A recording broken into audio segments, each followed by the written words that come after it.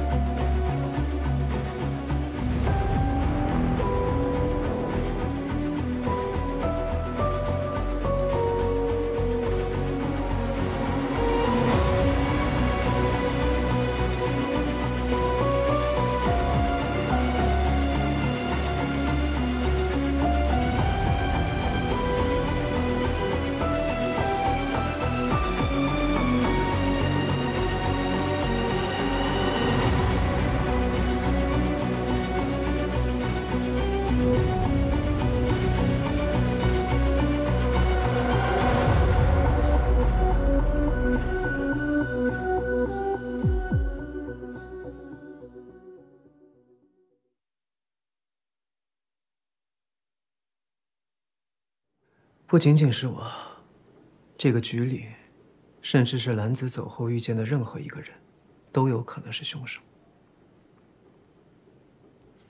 我们肯定会去调查每一个有嫌疑的人，但是目前，你的嫌疑最大。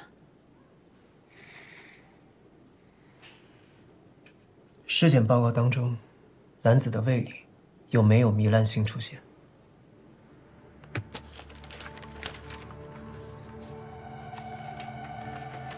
他的胃里有没有发现什么异物？请继续你的推论。一个死于氰化钾中毒的人，你们却找不到凶手是在什么时候、什么地点下的氰化钾，那这说明氰化钾早就在兰子体内了。你的意思是，没有凶手，邱兰子自己毒死自己？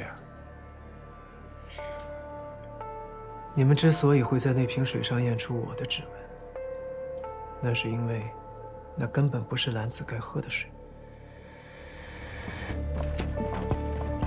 朱队，朱队，齐主任怎么说？他认为氰化钾早就存在于邱兰子的体内。他怎么知道的？报告不是刚刚才送进去吗？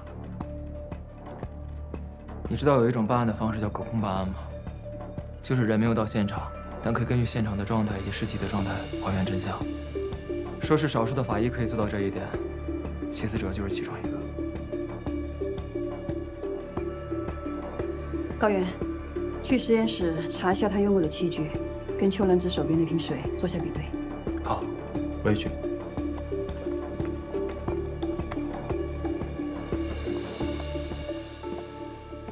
你特意调过来，是和以前的事有关吗？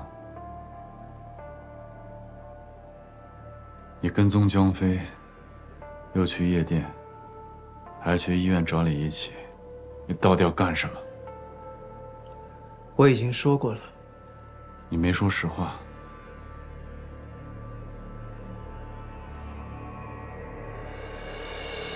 韩风，你真的相信我会杀一个刚认识不久的实习法医吗？你心里清楚，不可能是我。我相不相信不重要，重要的是我要查出真相。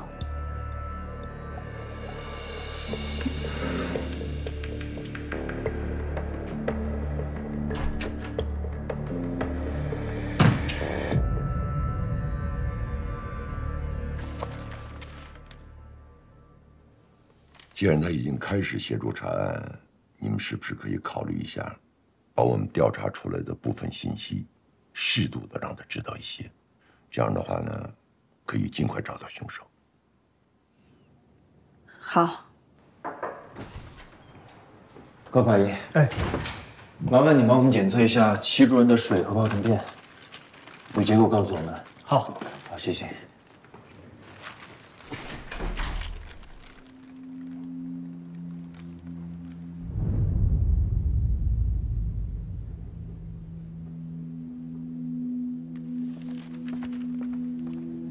反对处队，结果出来了。报告上显示，两个人喝的水里都检测出了对方的唾液，所以秋兰子误拿了他的水。对，兰子死前喝的那瓶水应该就是齐主任的苏打水，而齐主任的包里只是普通的矿泉水。好，先走了。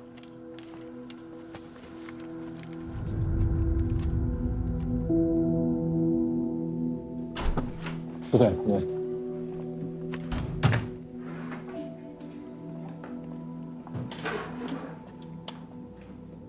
你们现在应该已经知道，那瓶水上为什么会有我的指纹。我想知道你为什么说氰化钾早就存在于秋南子的体内。兰子平时应该有用药的习惯。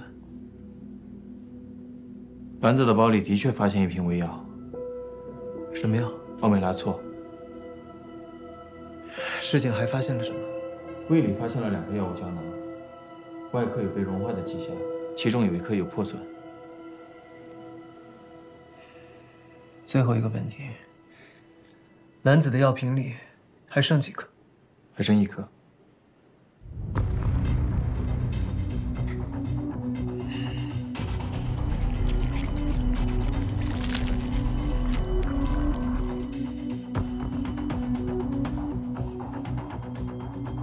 我知道凶手是怎么杀死兰子的。兰子服用的胃药奥美拉唑是一种肠溶胶囊，它因为会损伤胃部，所以不会在酸性环境下溶解，而是会通过胃部进入碱性环境的肠道内吸收。但是，它却在兰子的胃里发现有残留。为什么？秋兰子误拿了你的水，喝的是苏打水，加速了胶囊的溶解。肠溶胶囊的外衣是缓释的，应该在4到12个小时起作用。但如果喝了苏打水，那么这个时间就会大大的缩短。所以氰化钾是藏在了秋兰子胃药的胶囊里。兰子胃里发现的2颗胶囊，其中1颗有破损。我相信，凶手在往里面塞氰化钾的时候，应该也发现了。胶囊的外壳被苏打水溶解了一部分之后，里面的氰化钾会直接与胃黏膜接触，强腐蚀性一定会造成胃黏膜的糜烂性出现。怎么证明？秋兰子的药瓶里还剩1颗药。小苏，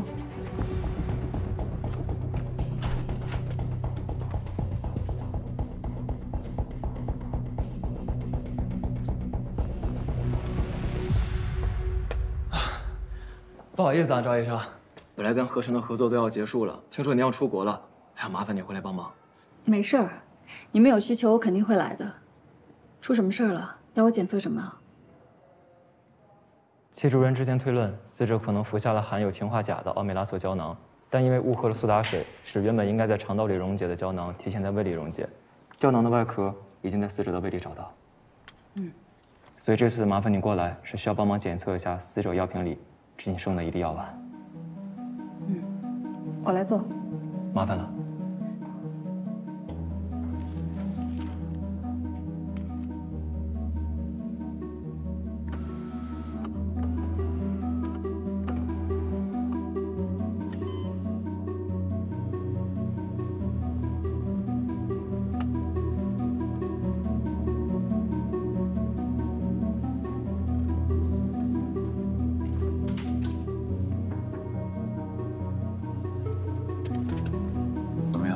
邵医生正在检查药丸呢，结果估计还得一会儿。所有证据都比对好，不要遗漏细节。在这儿等。好。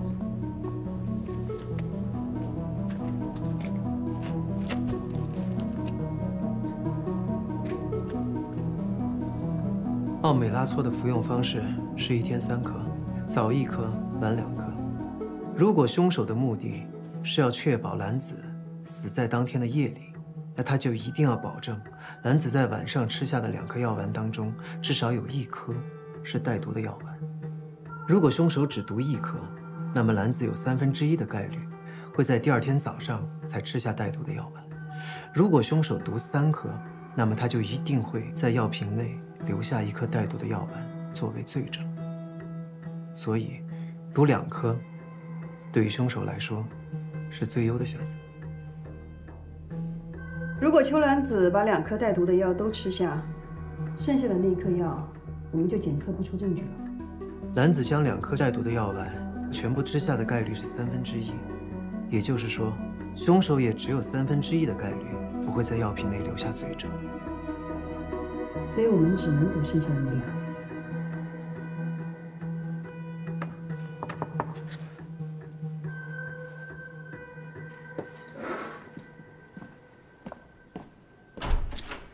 结果出来了，药瓶里的胶囊确实含有氰化钾，跟齐主任之前的推论是一样的。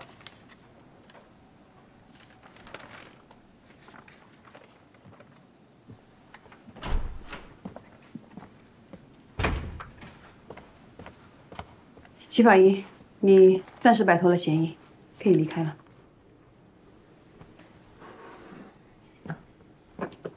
朱队，我想参与办案，找出杀害兰子的凶手。而且，江飞的尸检报告也有问题。江飞跟秋兰子的案子，恐怕需要你回避。我想看江飞的尸检报告。局里不止你一个法医，不是每件案子都要由你来。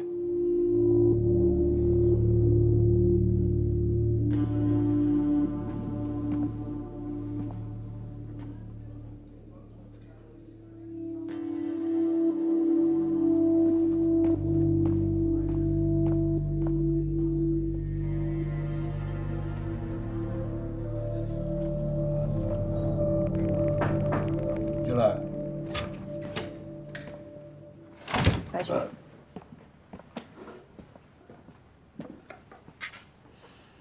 齐思哲摆脱嫌疑了。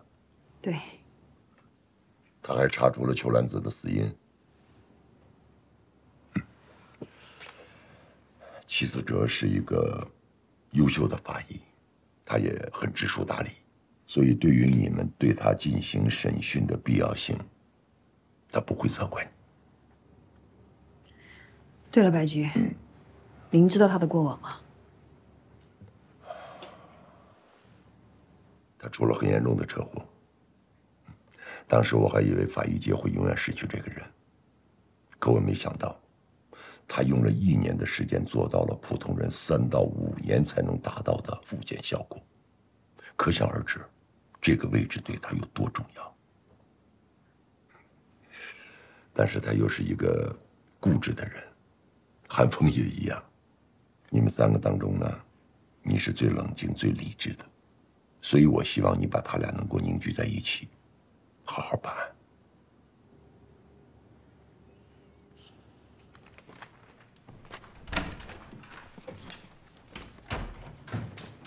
小西呢？我让他去查788夜店视频了，我觉得还有些疑点。我们在秋兰子的胃药里检测出了氰化钾的成分，能够近距离接触它，并且能够随时调换它贴身药物的，我们有理由怀疑是少人多了。秋兰子曾经也提到过江飞尸体上有疑点，回头让高法医重新检查一下他的尸检报告。小苏，扩大范围调查秋兰子、江飞、李一奇周边的人物关系，尤其是秋兰子。好。韩队，有什么要补充的吗？可以，先这样。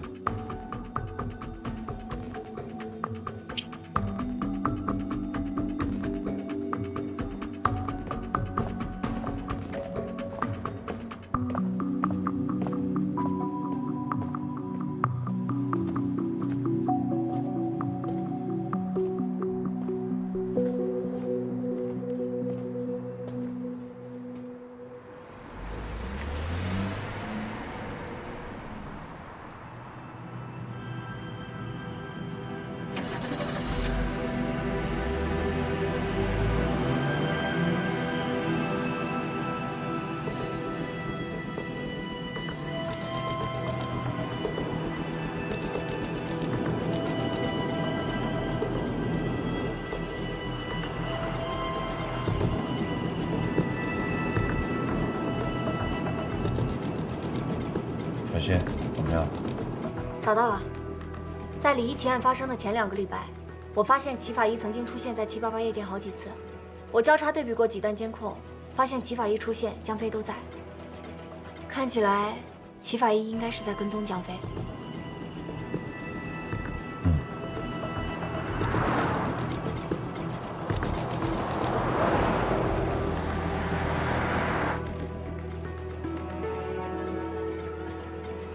不对，这是其死者的资料。他2年前发生了很严重的车祸，他车上一名女性乘客当场死亡。不对，他还有什么问题吗？你先去忙吧。好。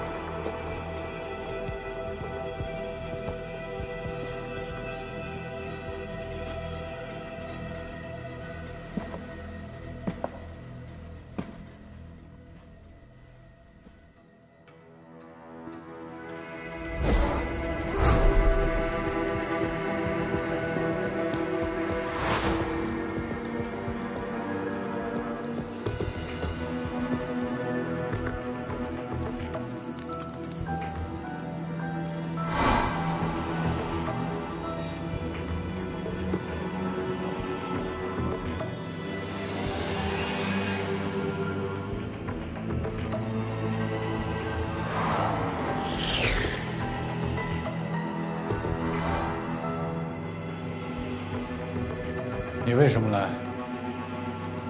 为什么跟踪李一奇和江飞？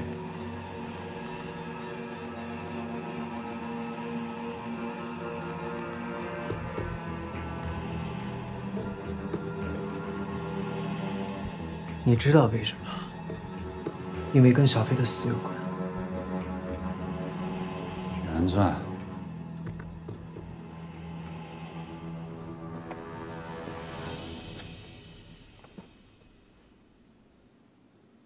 你是为了原钻案才来的？江飞的死不是意外，是他杀。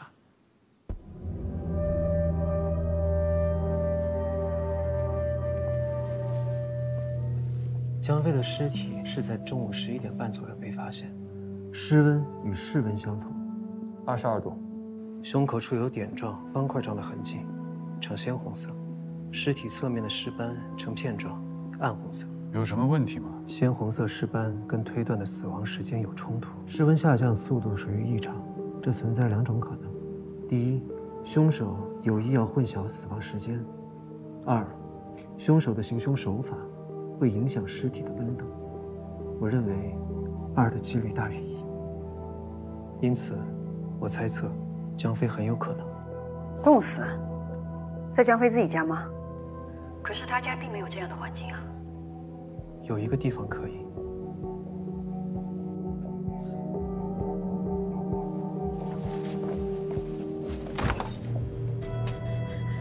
不可能，这太小了。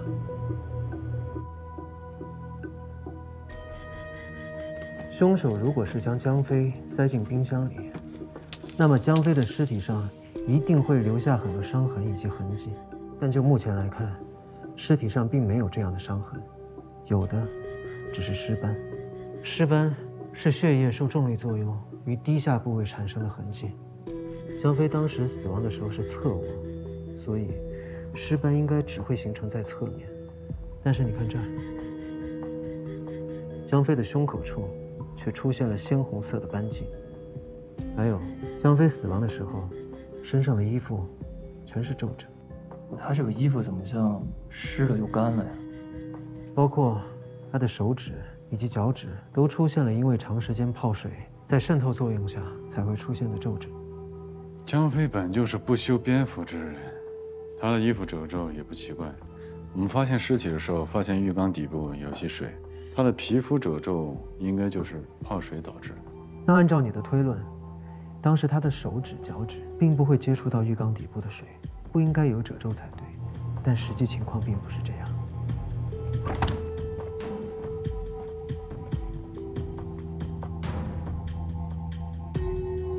所以江飞不是冻死在冰柜里，而是在浴缸里被冻死的。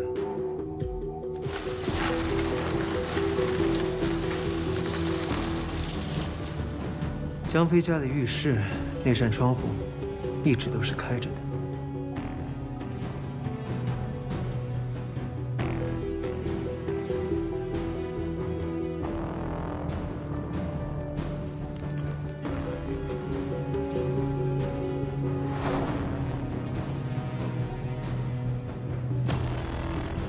尸体被发现的时候，冰块虽然已经融化了，但是尸体上却留下了冻伤的痕迹。他胸口这片鲜红色的斑迹，就是最好的证明。这也是因为在低温情况下各脏器衰竭而造成。从现场的痕迹来看，所有情况符合齐法医说的。知道了。 所以韩芳，你现在愿意相信江飞的死不是意外，是他杀了吗？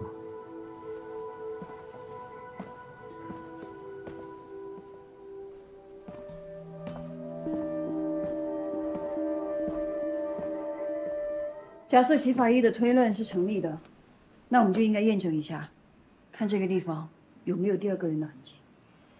再仔细搜一下。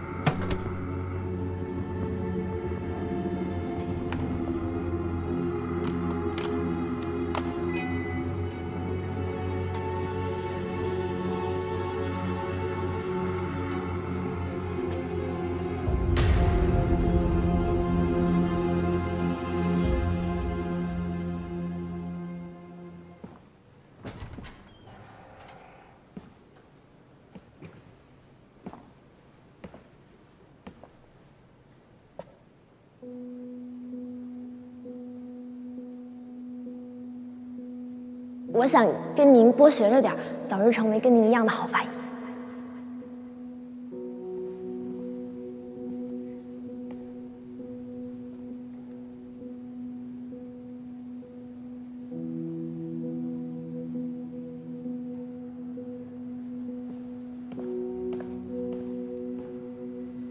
朱队，江飞的案子有没有什么新的进展？ 你都摆脱了嫌疑，为什么还要查江飞？我知道你很关心江飞的案子，还有李一奇的案子。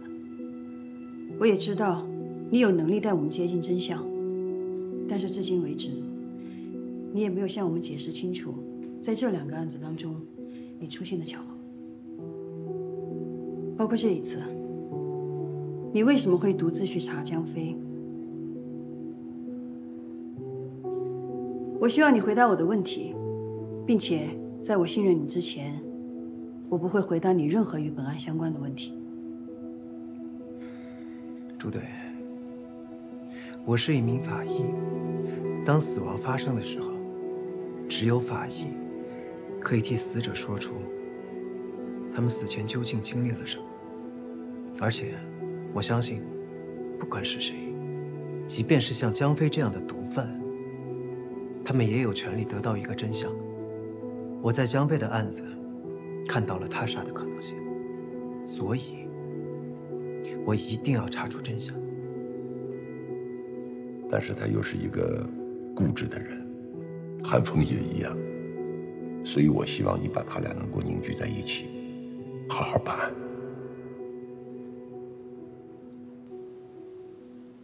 所以江飞的死亡时间是在凌晨4点多。对，如果江飞是被冻死的，那么他尸体的温度本来就比正常的要低，所以相对的降温时间也会缩短。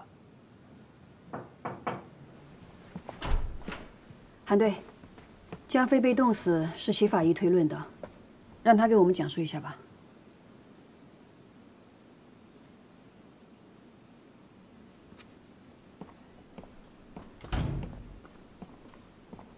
现在只知道江飞是被凶手冻死的，但是没有任何线索可以找到凶手。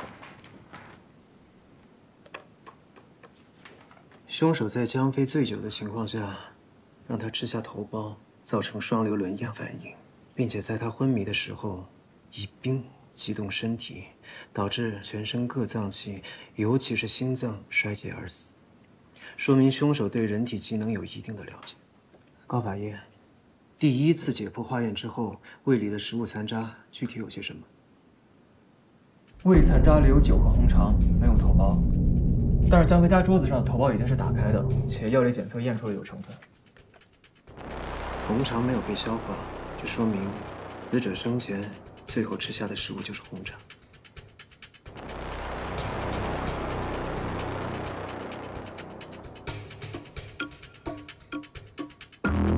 现场有找到把刀吗？没有。红肠有被刀切过的痕迹，却没有找到刀，会不会被人拿走了？江飞的尸体上没有任何的外伤，就算有刀，也不可能是凶器。凶手为什么把刀带走？你们在现场做卢米诺了吗？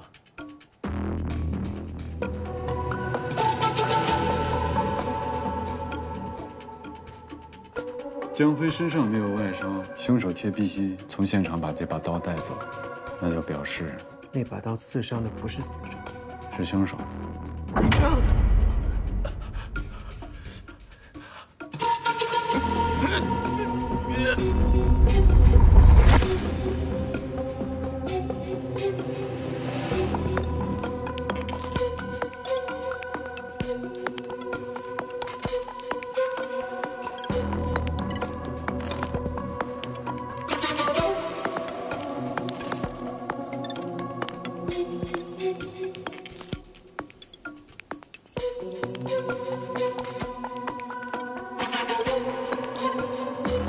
这如果不是江飞的血，就只能是凶手的了。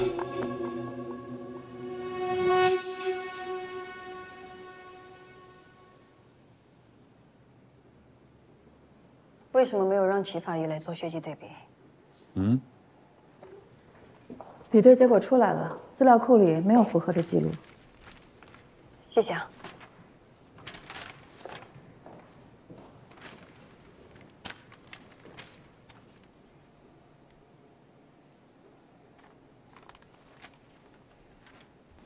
目前这几起案件的时间顺序是：7号晚上，邱兰子跟着我们一起去参加了788夜店伤人案的调查。紧接着，他跟高法医还有齐法医一起去做了离奇血液检测比对工作，一直到隔天。第2天中午，我们发现了江飞的尸体，邱兰子随后到了现场。当晚，他同齐法医还有高法医对江飞的尸体进行了解剖。我们在邱兰子的胃部发现了胃药的肠溶胶囊残片。按照药物溶解的速度以及时间线来推演，邱兰子服用胃药的时间，应该是在解剖完江飞的尸体之后，到他死亡的这段时间之内。邱兰子第一次离开分局遇到我的时间是晚上9点左右。 2个小时后，我接到了邱兰子的电话。邱兰子说，发现了江飞尸体的线索。10分钟之后，我跟韩队赶到法医办公室时，就已经发现了他的尸体。胃药是在他的随身物品中发现的，他平时的东西都放在更衣室的储藏柜里。那边监控有什么新发现吗？更衣室那层没有监控，那边进进出出都是下班的人。而且白局的意思是，先不要扩大调查范围，先小范围锁定嫌疑人再说。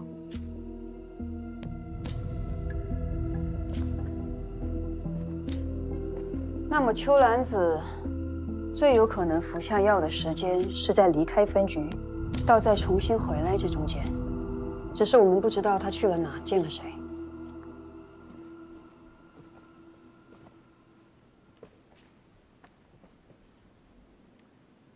江飞呢？大家不要忘了，邱兰子在临死前说是有江飞死因的信息。江飞是喝醉了回的家，他在哪儿喝的酒，跟什么人喝的酒，查出来了吗？他不用移动支付和刷卡，都是用现金，所以也很难查到他的消费记录。这种人是这样的，生怕留下什么线索。老万，你跟我去酒吧查一下江飞在喝酒之前的行动轨迹。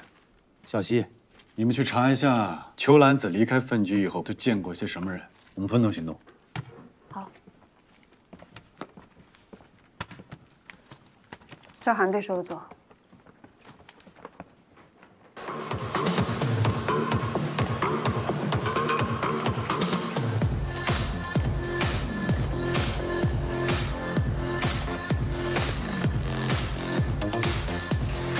韩哥，就是。别介啊，韩哥。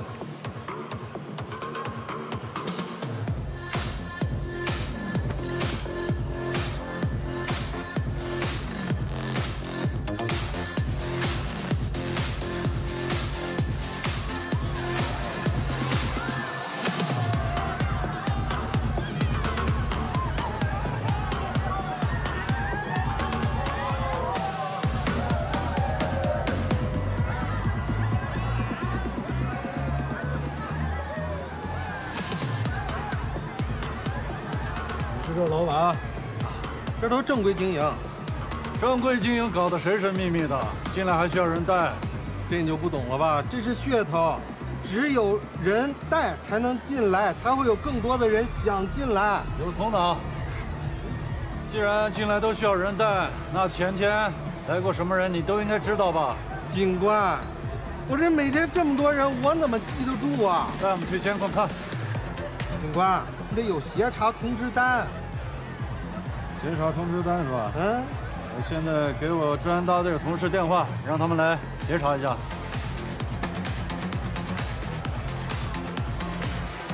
哥，你想看啥我都给你。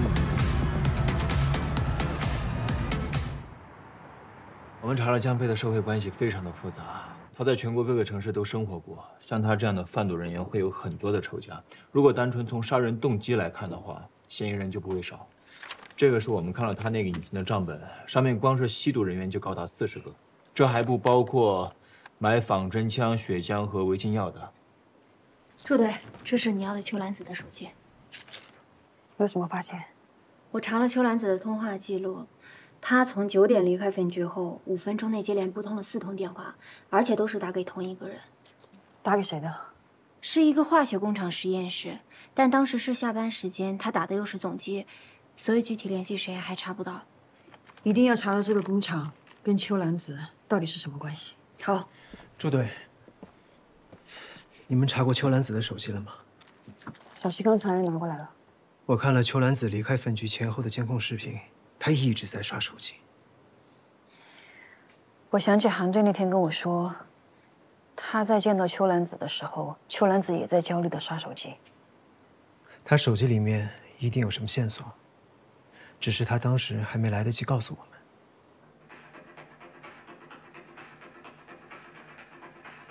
停。跟江飞喝酒的那个女孩叫什么？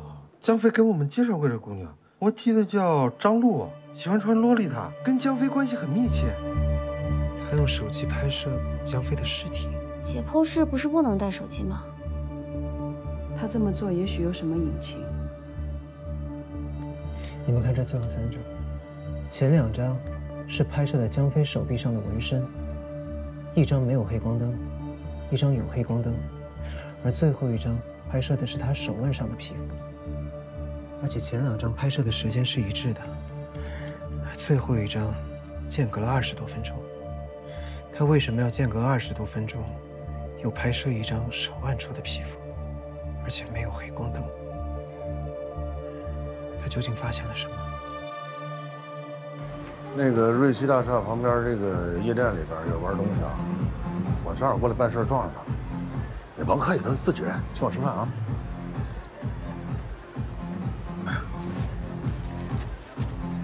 老外，辛苦了。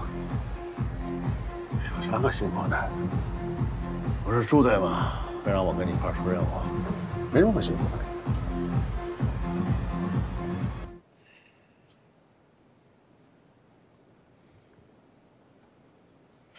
秋兰子拍摄这些照片的时候，我有看到，但只看了一眼我就离开了。当时我跟赵医生在隔壁房间做毒理检测的取样。如果戚主任你也离开了，那么解剖室里就只剩兰子一个人。不过他拍照的时候，有问过我这是什么？这是什么？应该是之前受过的伤，或者是吸过纹身留下来的印儿。不对，这好像是荧光纹身。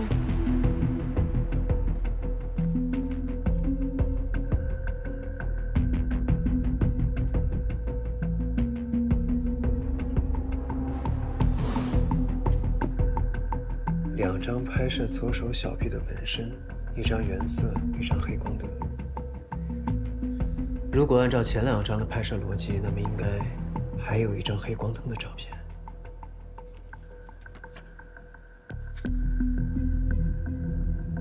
这个江飞手机里有很多他和不同女孩的合照，其中有一个就是咱们一直在找的这个张璐。张璐24岁，家住合成新华大道无机化学研究所实习研究员，本科是化学专业。他和邱兰子认识，2人是高中同学，所以一起租房子，做过短暂的同屋。我们查到的通话记录里，邱兰子最后打的电话就是打到张璐的工作单位。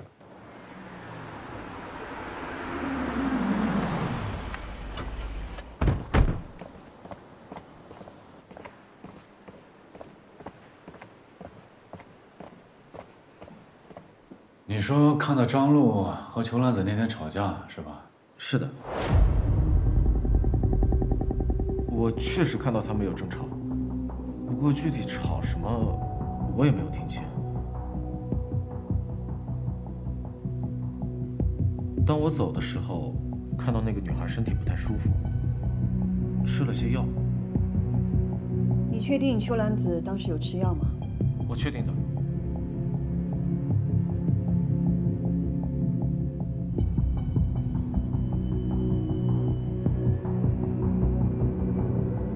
张璐人呢？韩队，已经根据您给的信息全程布控。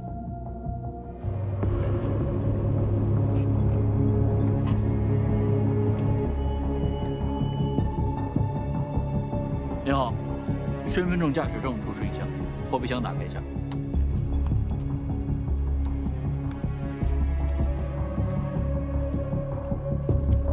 你是张璐吧？张璐，请你配合调查。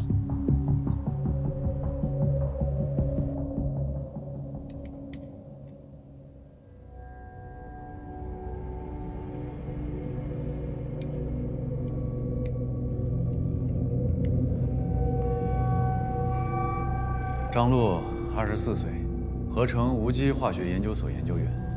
8月7号晚，你是不是和江飞在云金大厦地下酒吧喝酒？是。然后你就跟他回家了？没有，我喝了几杯就回自己家了。有人可以证明吗？证明？什么证明？我一个人住，能有什么证明？那就说明没有人可以证明你当晚是在自己家过的夜。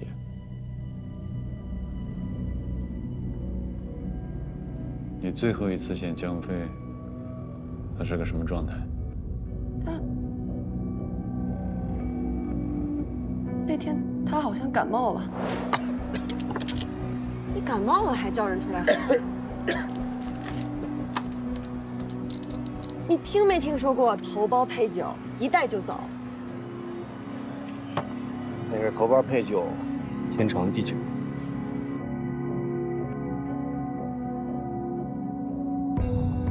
食指的伤怎么来的？做实验割伤的。邱兰子去实验室找你说了什么？他跟你们说什么了？他不在这实习吗？你把他叫来，我跟他对峙啊！邱兰子已经死了。是不是你杀的？死了？他怎么可能？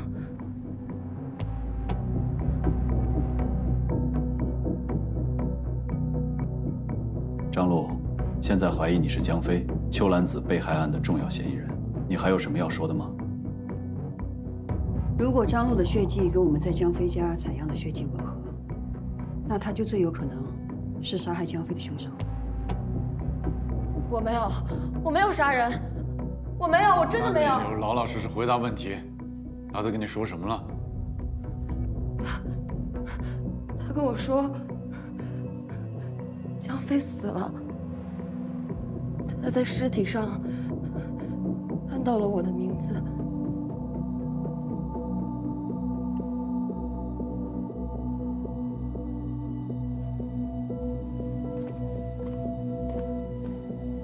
怎么样？稍等一下。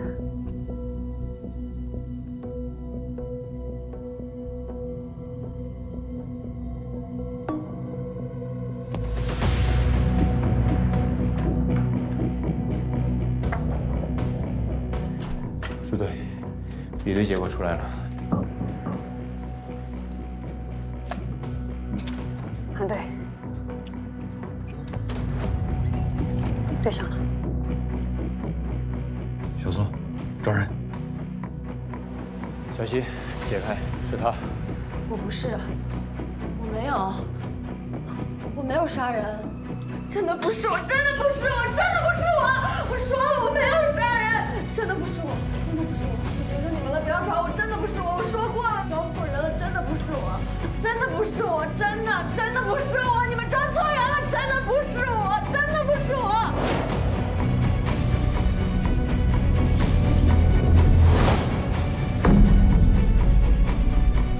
我们抓错人，凶手不是他。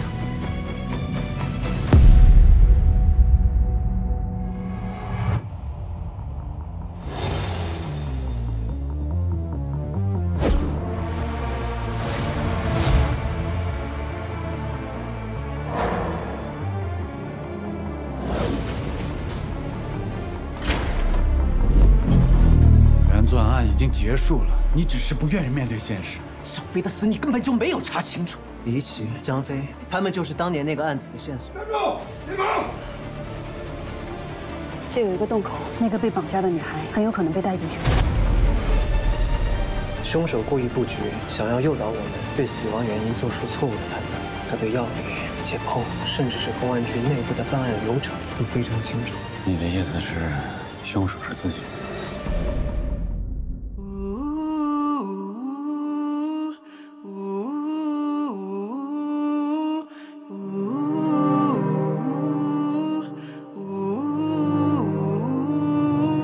灵魂为何斑驳？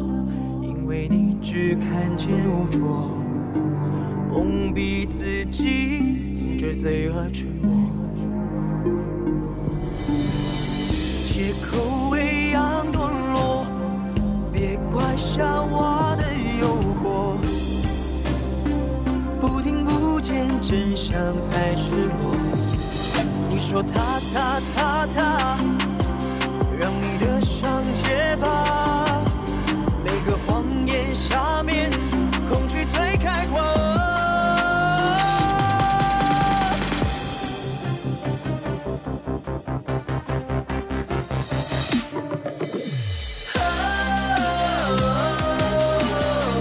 层层剥掉虚假，不要听人说话。